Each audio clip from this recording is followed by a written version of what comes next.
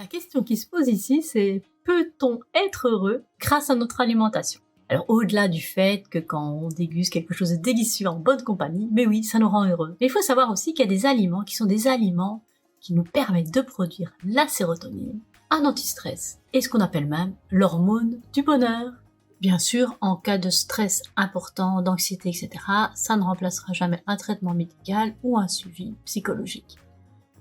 Mais un système hormonal bien équilibré va quand même nous aider à avoir une vie beaucoup plus agréable et confortable. Nous allons donc découvrir ces aliments qui peuvent chouchouter notre cerveau.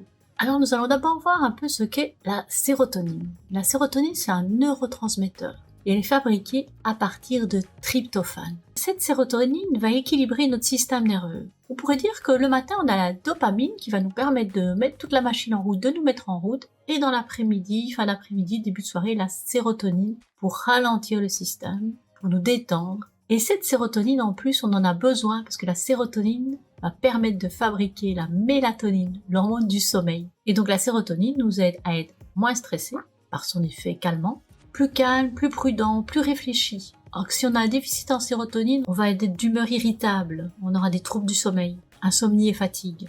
Et ce qui était constaté aussi, c'est que si on manque de sérotonine, quand on rentre le soir, on a tendance à manger quelque chose de sucré, boire un verre de vin ou un verre d'alcool. Et c'est ce qu'on utilise pour se déstresser. C'est pas la meilleure des façons. Et donc, prendre un goûter sain avec des aliments riches en tryptophane ou des aliments riches en protéines, parce que les protéines peuvent se décomposer et donner du tryptophane, on aura les briques de base pour fabriquer la sérotonine. Alors, pour fabriquer la sérotonine, il faut savoir en plus qu'il faut de la vitamine B12, de la vitamine D et des oméga 3. Donc, si vous avez un régime purement végétarien, n'hésitez pas à faire contrôler votre niveau de B12 chez votre médecin, votre niveau de vitamine D aussi d'ailleurs. Ça, c'est valable pour tout le monde. De quels aliments peut-on facilement extraire du tryptophane?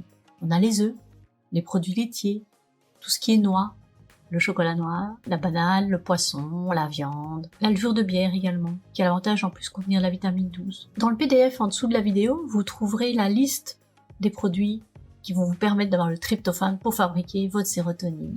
Et pour vous mettre en action et vous y motiver, je vais vous donner 4 petites recettes d'Anka qui seront les amis de votre sérotonine pour décompresser tranquillement fin d'après-midi, rester calme, paisible et avoir une bonne nuit de sommeil. Passons en cuisine et vous retrouverez ces recettes également dans le PDF. Nous allons commencer avec la première collation. Facile, c'est d'emporter un œuf cuit dur avec soi. Pourquoi? Parce que dans l'œuf, il y a bien sûr des protéines.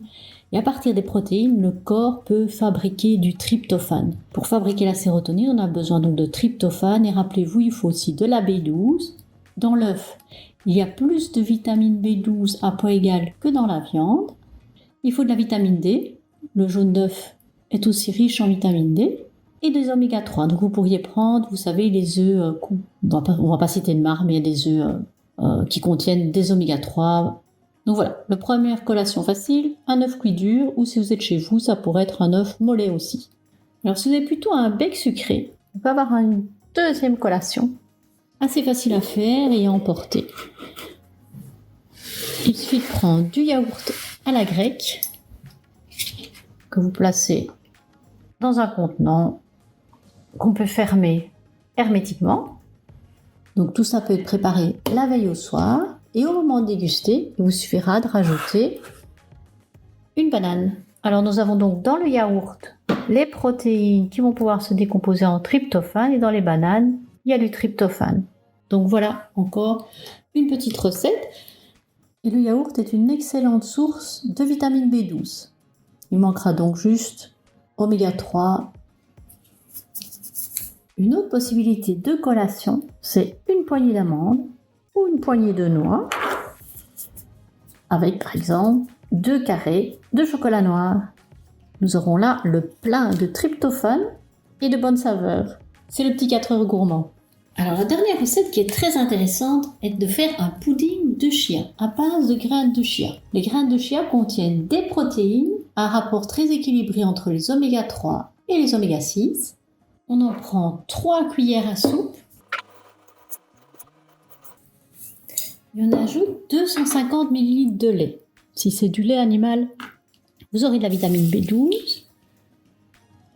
Si c'est du lait végétal, dans ce cas-là, à moins qu'il soit enrichi, vous n'en aurez pas. Et donc ici, nous avons les protéines,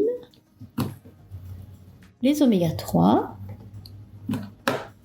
et la vitamine B12, suivant le lait avec lequel ça a été fait. Alors vous mélangez bien et vous laissez poser toute la nuit, parce que là, le pudding évidemment n'est pas fait, il va falloir qu'il gonfle. Quand il sera gonflé, le lendemain matin par exemple, vous préparez ça le soir, vous pouvez rajouter du coulis de mangue. Dans la mangue, il y a aussi du tryptophane. Donc tryptophane, des protéines, tryptophane en direct de la mangue. Voilà encore un bon petit 4 heures qui va vous produire des sérotonines pour décompresser tout doucement avant d'arriver avec une bonne nuit de sommeil.